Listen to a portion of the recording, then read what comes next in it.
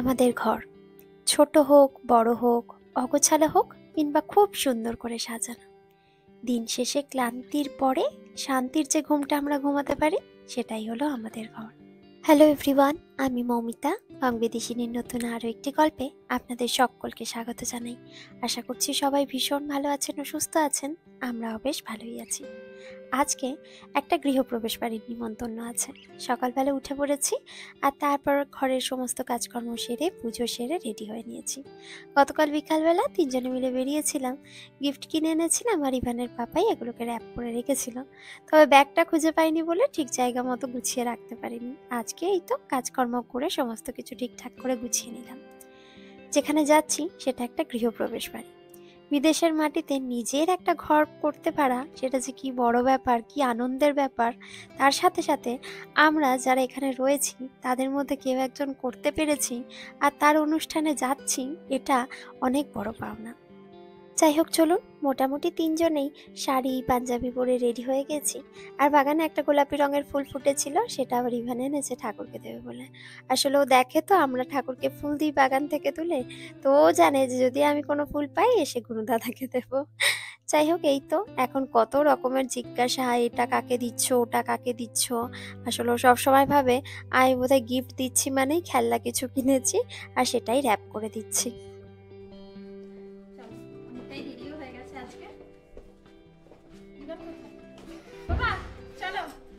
চলুন, সবকিছু গুছিয়ে নিয়েছি, এবার আমাদের সঙ্গে আপনারাও গুটি গুটি পায়ে অনুষ্ঠান বাড়িতে চলুন।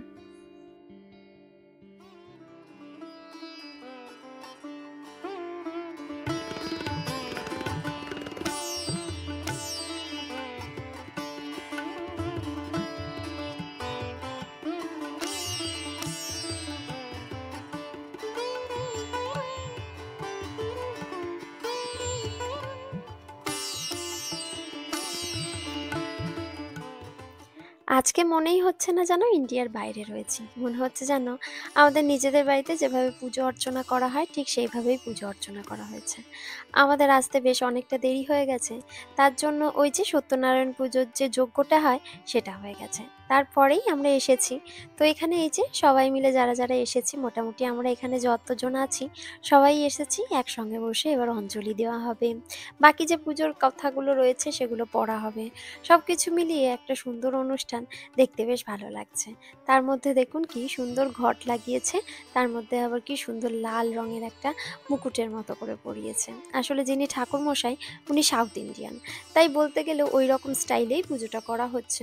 তবে সত্যনারায়ণ কথা বা হিন্দু ধর্মের মোটামুটি যে সমস্ত দেবতা বা দেবী আছেন তাদের যে পুজো অর্চনাগুলো হয় একটু আলাদা হলেও মোটামুটি একই রকম। তার থেকেও বেশি ভালো লাগছে কি বলুন তো, এই যে দেশের বাইরে এইভাবে পুজো দেখতে পাচ্ছি এটাই অনেক বড় ঘটনা। আসলে সচরাচর এইরকম কোনো কিছুই আমরা পুজো বা হোম হচ্ছে বা সবাই মিলে একসঙ্গে বসে অঞ্জলি দিচ্ছি এগুলো তো খুব একটা হয় না।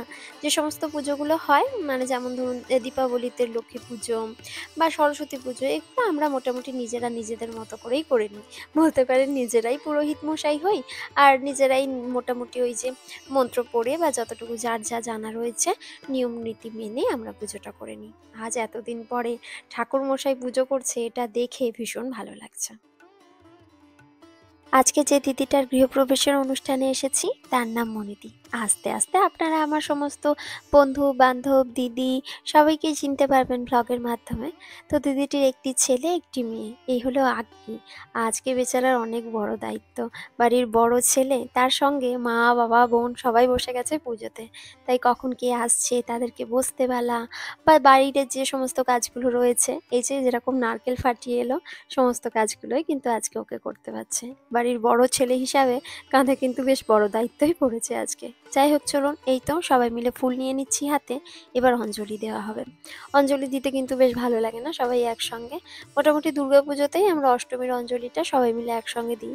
আজ অনেক দিন পরে সবাই একসঙ্গে আবার বাড়িতে একটা অঞ্জলি দেওয়ার অনুষ্ঠান হচ্ছে, বেশ ভালো লাগছে। তার সাথে সাথে চারিদিকটা একদম ধূপ ধুনোর গন্ধে ভর্তি হয়ে গেছে, সমস্ত জায়গাটাই মনে হচ্ছে যেন আজকে মন্দির। दुख बिन से मन आवे, सुख संपत्ति घर आवे, कष्ट मिटे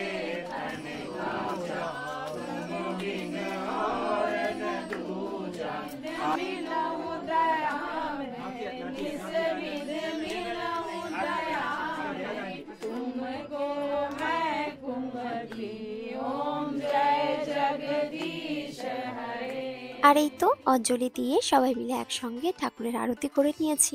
মনিদির বাড়ি থেকে মনিদির শ্বশুরমশাই, শাশুড়ি মা সবাই এসেছেন। আসলে বিদেশে মা-বাবাকে আনতে পারাটাও কিন্তু একটা বড় ব্যাপার, তাই না? আরতি হয়ে যাওয়ার পরে ওনারা যেহেতু বড়, তাই ওনাদের উপরেই দায়িত্ব দেওয়া হয়েছে যে আরতির ধোঁয়া যেন চারিদিকে ঘরের প্রতিটা কোণায়, কোণায় ছড়িয়ে দেওয়া হয়। আসলে কি বলুন তো, এই জিনিসগুলো দেখে না বড্ড বাবার কথা মনে পড়ছিল। আমাদের বাড়িতেও যখন পুজো হয় তখন আমার বাবা, আমার শ্বশুরমশাই সবাই মিলে এই সমস্ত কাজগুলো করে থাকে। বাবা যে কি ব্যস্ত থাকে পুজোর দিনে, সারাক্ষণ মনে হয় কি করিনি, কি করিনি, সারাক্ষণ ব্যস্ত। বাবা পুজো করতে খুব ভালোবাসে।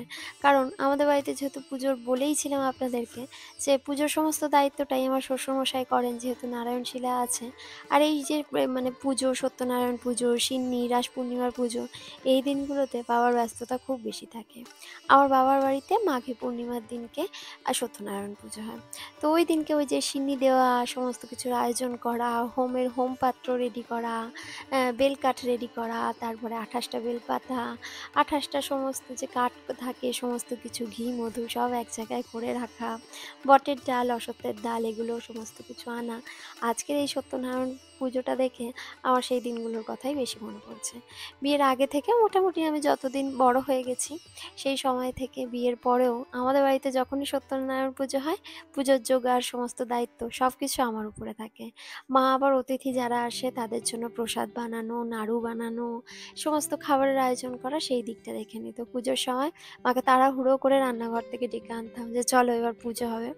সমস্ত দিকটা দেখে নিতাম বলে বলতে পারেন মেয়ে হলে কিন্তু এই জিনিসগুলো বেশ ভালো আচার বিচার করা বা সমস্ত পুজোর দায়িত্ব নেওয়া, এই সমস্ত কাজকর্ম করতে বেশ ভালোই লাগে, তাই না? যাই হোক চলুন, পুজো সমস্ত কিছুই ভালো মতো মিটে গেছে। এবার ঠাকুরমশাই আমাদের সবাইকে একটু করে প্রসাদ দিয়ে দিচ্ছে। আর তার সাথে ঠাকুরমশাইকে প্রণাম জানিয়ে আজকের পুজোটা মোটামুটি ভালোভাবেই সম্পন্ন হয়ে গেছে। আর এদিকে মনিদি অনেক রকম মিষ্টি বানিয়েছে, কিছু দোকান থেকে আনিয়েছে। তার সঙ্গে সঙ্গে এত কিছু রয়েছে কি বলবো, একা হাতে এত কিছু করতে পারাটা কিন্তু খুব কষ্টের ব্যাপার। তারপরে সকাল থেকেই ছিল পুজো, তারই মধ্যে সমস্ত জোগাড় করে আবার পায়েস, সিমুইয়ের পায়েস, তিলের নাড়ু, মিষ্টি সমস্ত কিছু নিজে হাতে করে বানিয়েছে। আর এই যে আশেপাশে তো বেশ কয়েকজন বিদেশি বন্ধুও আছে আমাদের, তো তাদের সকলকেই বলা হয়েছে। মোটামুটি আমরা এখানে একটা ৪০ জনের মতো গ্রুপ আছি। আর খাবারের মধ্যে ভেজ কিছু আইটেম দোকান থেকে আনানো হয়েছে। আসলে মনিদি কিন্তু রান্নায় খুব এক্সপার্ট, অনেক তাড়াতাড়ি অনেক রান্না করে নিতে পারে।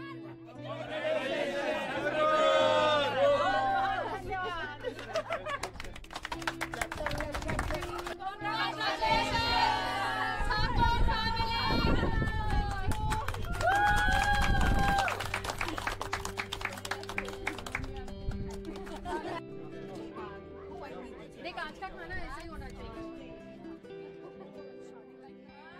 আজকে খাবারের তালিকায় একদম বিয়েবাড়ির মতো ভোজবাড়ি বলতে পারেন। এত রকম রান্নাবান্না, তার উপরে সবাই ইন্ডিয়ান পোশাকে রয়েছি।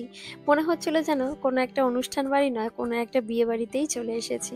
এত সুন্দর করে সবাই শাড়ি পরে সেজেছি গুজেছি, তার মধ্যে এই ধরনের স্পাইসি খাবার-দাবার থাকলে কি ভালো লাগে, তাই না বলুন? যাই হোক চলুন, এই যে এখন আমরা বসেছি সবাই মিলে রিল বানানোর জন্য। আজকের ভিডিওটা আপনাদের কেমন লাগলো অবশ্যই কমেন্ট করে জানাবেন। ভালো লাগলে একটা লাইক করে দেবেন, বন্ধুদের সঙ্গে শেয়ার করে নেবেন। দেখা হবে নতুন কোনো ভিডিওতে নতুন কোনো দিনে। আপনারা আপনাদের পরিবারের সকলকে নিয়ে খুব ভালো থাকবেন, সুস্থ থাকবেন। দেখা হচ্ছে খুব শীঘ্রই।